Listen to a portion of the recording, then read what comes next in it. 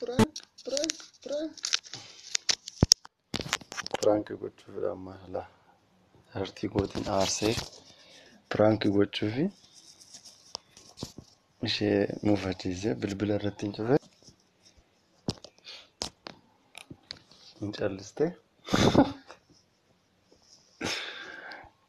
hin calliste amma isheen prank immoo gochaan hin jira. Nan barreessaa fi waashin jettu ilaala.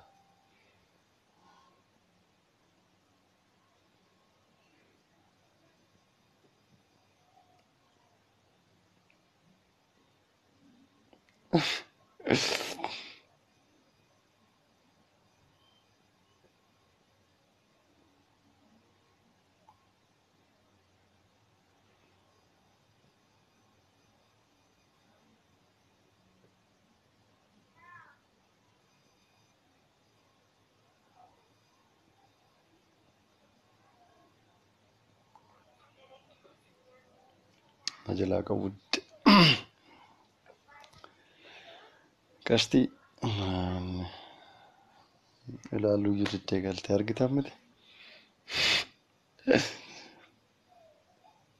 Nan bilbilaa fi amma akka isheen kaastuuf hin kaasne ilaallaa jechuudha.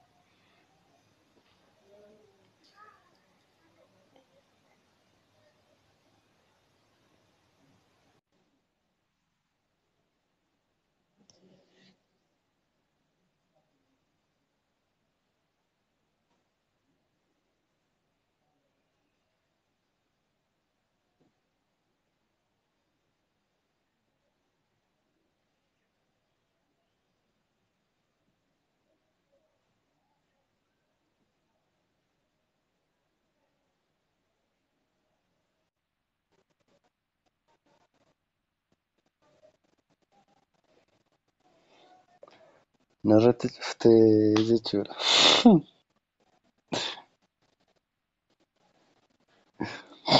Narratti cuftee argitan miti.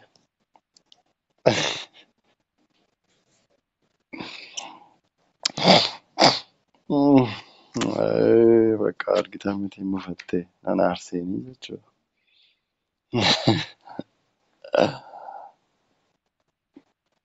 Akkana jaalalleen keessan beekaa isin qoruu danda'a. Hin aariinaa daftanii waan isin jettan ilaaluu danda'a. Caaloo koo gara bilbilii yookiin barreessi.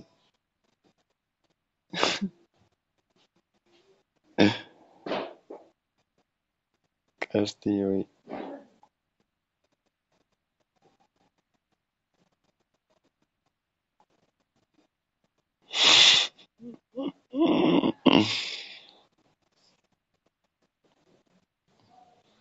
Barreessuu diddee bakka ishee ga'e na aartee mufatte.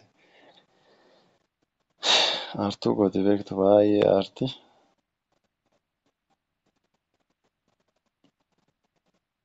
Amma dubbistee laa. Amma dubbisteetti.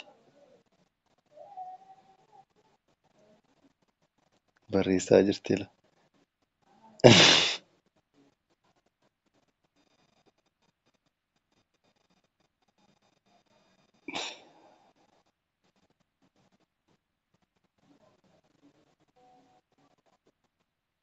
Firuu koo sin dabbaru jedhe.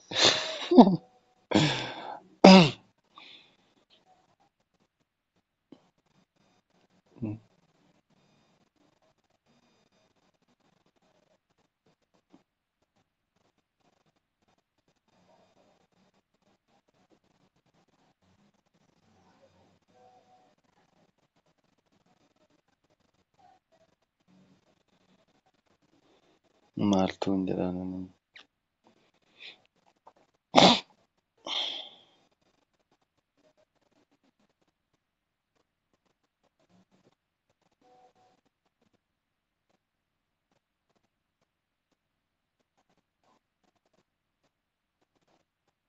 diddee bakka.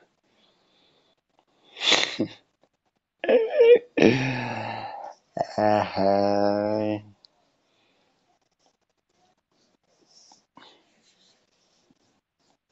Mm. Qashtiidha beektu baay'ee mufatti waan xinnoo waan xiqqoo aartii kanaafan ishee qoccolaanti. Hara bilbilii bilbilii.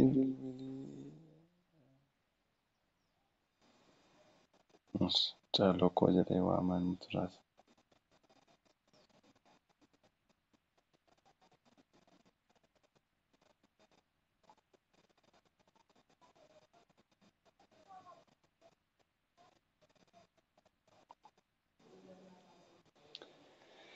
Hayyee deddeebi'a kaa bilbiluu aarteetti jechuudha.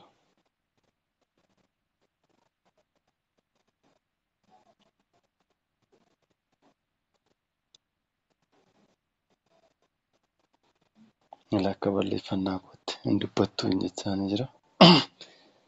Barreessaa jirti maal barreessuufi akka aartee barreessuufi.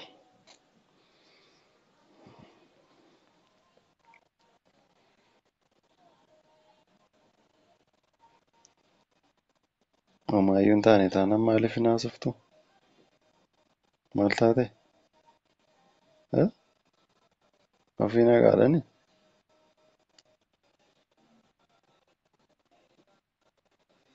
Maaliif hin dubbattire nagaadha taanaan? Hara sagalee erguufi fedheen jira. Bilbila cufteefanii hara hin cufne cufeera. Hara sagaleen deemuu dide. Gasti hara haasa'ii haraan hin cufne bilbila. Hara bilbila hin cufne ani maal taate? Hin dide sagaleen deema.